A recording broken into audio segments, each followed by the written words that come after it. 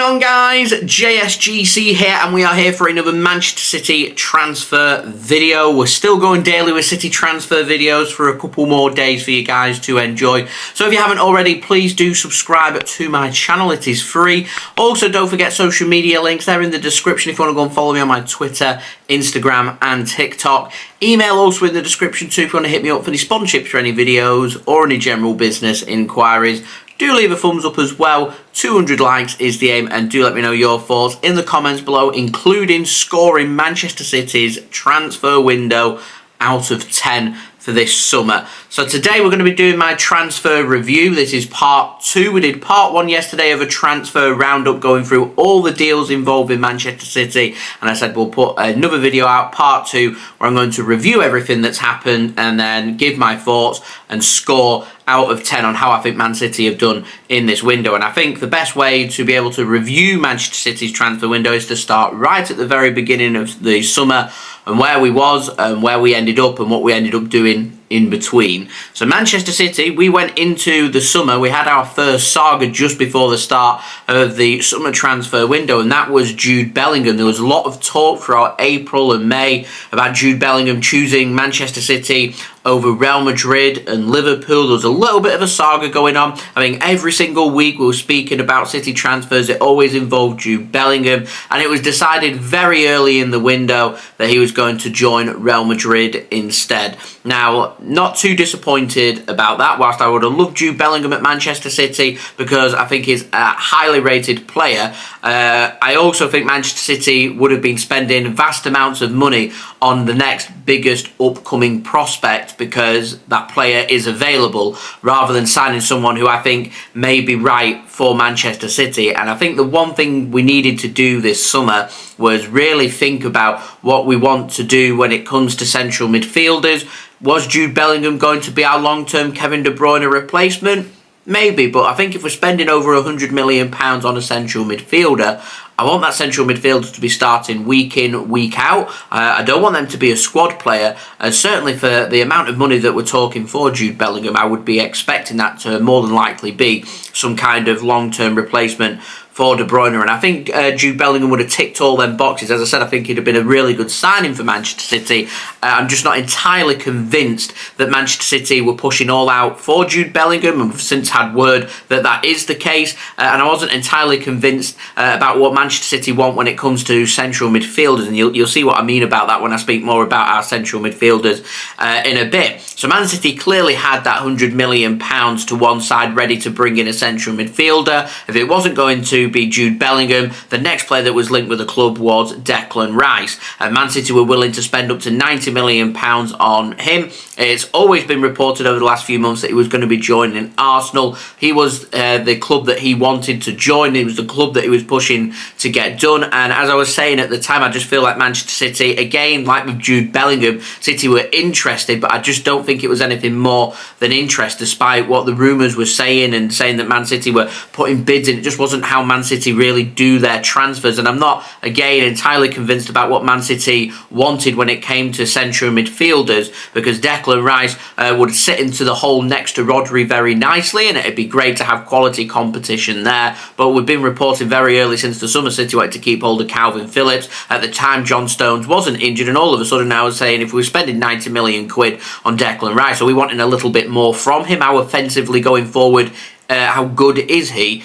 So as I was saying at the time, that I just don't think this transfer was right for Manchester City, and truthfully I don't think Jude Bellingham was right for City either, for what we were looking for when it came to central midfielders. Then we had news that Ilkay Gundogan had decided not to renew his contract at Manchester City, so he was available for free and he went and signed for Barcelona, which meant that Man City really did need to dip into the market to bring in a central midfielder, which in response we acted very quickly and got a brilliant deal bringing Mateo Kovacic in from Chelsea for just over £25 million, which I think if we keep him injury free will be the best bit of business that we do this summer, in my opinion. I think he's an absolutely brilliant signing and a good pound-for-pound replacement there for Ilkay Gundogan. But that once more, as we headed into the summer transfer window, City needed a central midfielder. I remember saying as we started our daily updates, saying Manchester City, before we let any players leave, we need at least one, maybe even two new signings for our squad. One of them has to be a central midfielder. Elsewhere, I'd be looking for a bit of depth, so out wide is what I'd be looking for. And this has been a window for me that it's been more a case of Man City have been forced into action rather than Manchester City actively looking to go out there and bring the players in that they were looking for. So by June, we'd let a central midfielder go in Ilkay Gundogan. We brought a central midfielder in Mateo Kovacic. I'm happy with that. We're getting into July. Manchester City weren't that active in July. We was pushing really hard to get Josko Gvardiol sorted. Took well over a month for that saga to get sorted. And I'm pleased to say, for the first time here on the JSGC channel, we've had a saga that Man City have managed to come out on top of and bring in Josko Gvardiol for £75 million. Fabrizio Romano went really early with the here we go. It annoyed RB Leipzig and it took more negotiations to get that sorted. But that signing allowed Aymeric Laporte, who'd been pushing for game time, to leave Manchester City and signed for a low fee of £25 million for Al Nassr in Saudi Arabia, which I wasn't too happy with the fee. I think Man City could easily have got £40+ million for Aymeric Laporte, but here we are. Speaking of Saudi Arabia, we also saw Riyad Mahrez leave the club to go to Al Ahly in a deal worth just over £30 million, which I was pushing. I was hoping City would get a north of £35 million. I don't think £30 million is too bad due to Riyad Mahrez's age and length of contract left on his deal. Al Ahly have got themselves a cracking player,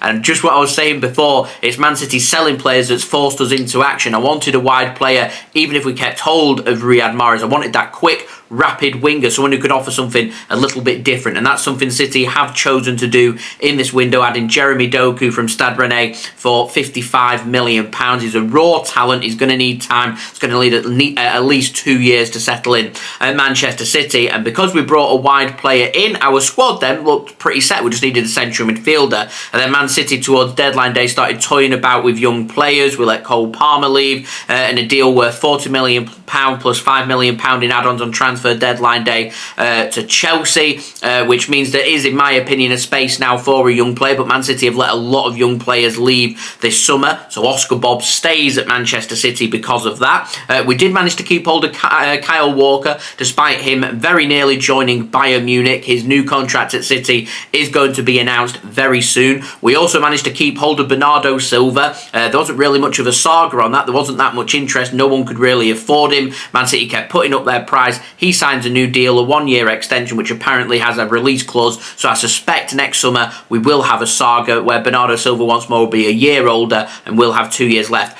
on his contract. We also managed to get Nathan Ake on a new deal. We got Rico Lewis on a new deal as well. Lord Scott Carson remains a Manchester City player for another year as he continues his 1 year rolling contract. Again, great news. He's a great personality around the dressing room, and you do need personalities when it gets to the sticky, tricky parts towards the business end of the season. We saw many young players leave City on a permanent basis this summer. James Trafford, Shea Charles, Carlos Borges, just to name a few.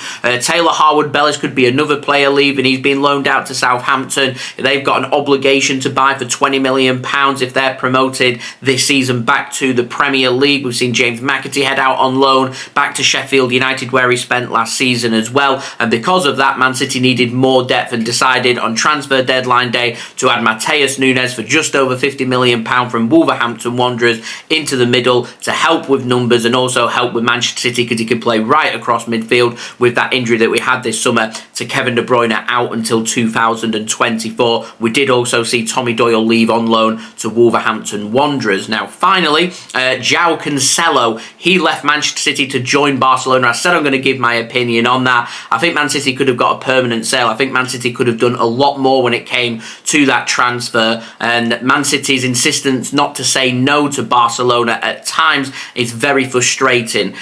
You're telling me there's Saudi Arabian clubs that wouldn't be happy to snap up Joao Cancelo? I quite simply do not believe that. There will be interest in there. I just feel like Manchester City just haven't forced the issue enough when it came to that transfer, and I'd like to have seen City do a little bit more, because Joao Cancelo comes back to Manchester City next summer and we have this all to do again whilst wasting a year, and wasting time, in my opinion, is detrimental when it comes to transfers. So overall, I think a very productive window for Manchester City. We've addressed what needed to be addressed. We've replaced the players that needed to be replaced. We've got some depth there. There's big opportunities coming up for the likes of Oscar Bob, Rico Lewis, Sergio Gomez as well. Calvin Phillips will be rubbing his hands at the chance of getting some more minutes as well. As I said, I think it's a good window. I think ideally, we're maybe a player or two short. I'd like to see us go out there and maybe sign one or two high quality young players in the winter window. South America's a good place to go. You can pick up high quality young players, 10, 15, 20 million pound, that I think could add that little bit more depth to cover in which case we do get any injuries,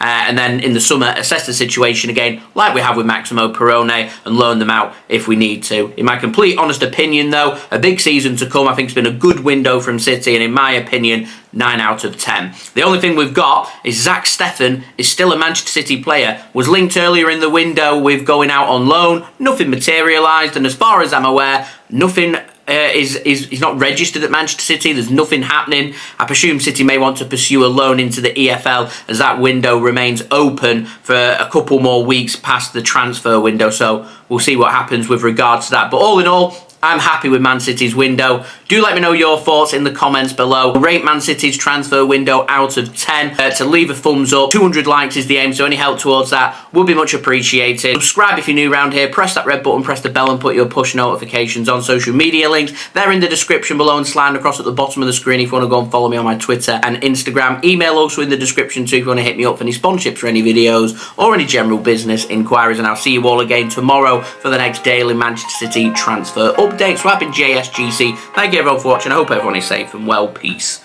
Ciao for now.